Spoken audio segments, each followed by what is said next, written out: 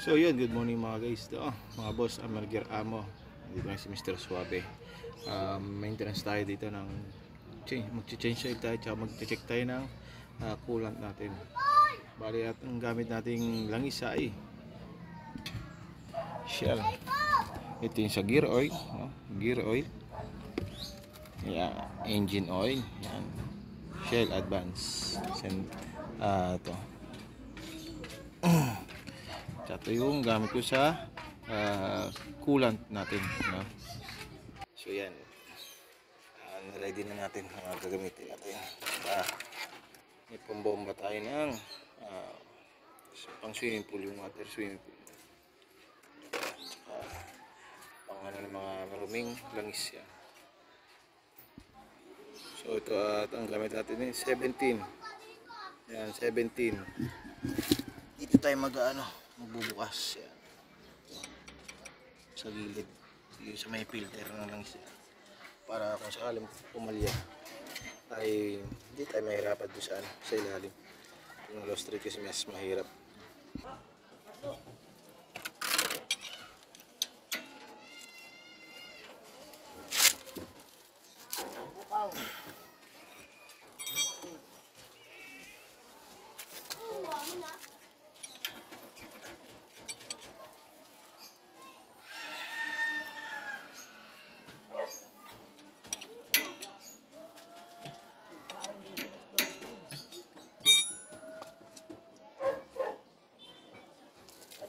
So ready na natin.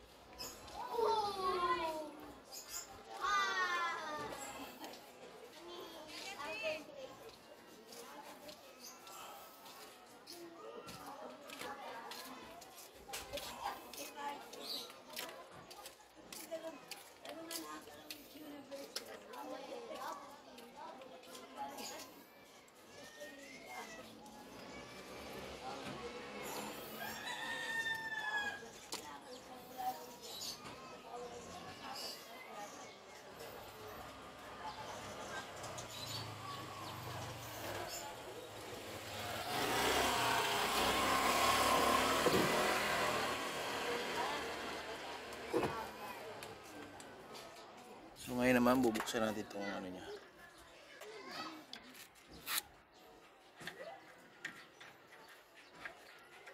Para makasingaw yan. So bubombakan natin. Yan. Ito. Bubombakan natin dito. Ayan. Yung gumamit yung compressor na ito lang dapat manual. Yun na may halong tubig yan, pero natin na lang.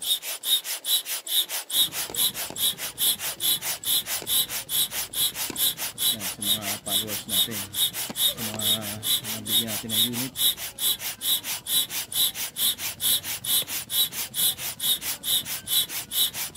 Rin ba kayo? Siya, ito yung pag-ano ko. Pag-change oil.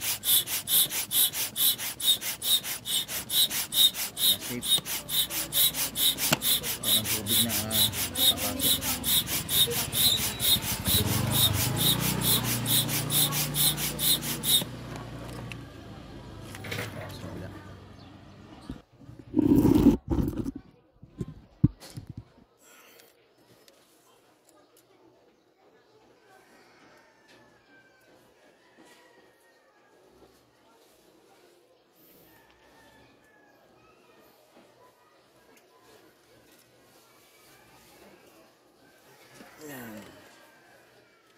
i-samilis yung filter natin. Masyadong madumi-dumi. Diba? Kasi nga, maingat yung pag-ano natin.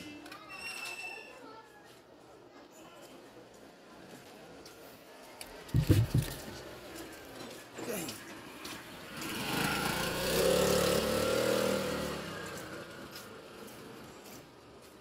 Pinupunasan na natin.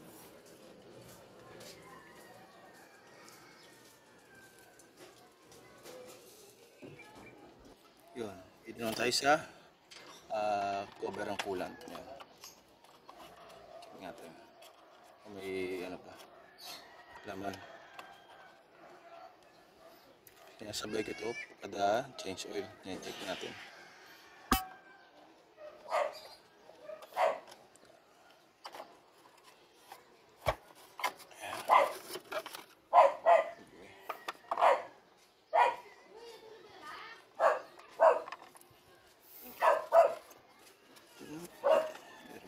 Pero yan siya.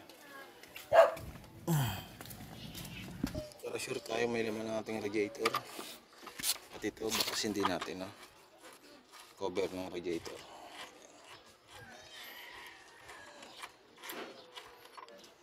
$80 lang na malit yan. Ay, tama, 8.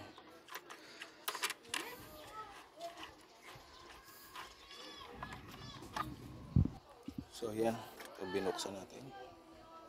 At yun, dahil palaman.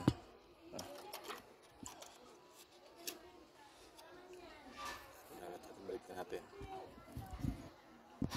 So yun, ay balik na natin sa tamang ating mga cover ng radiator tsaka ng sa coolant.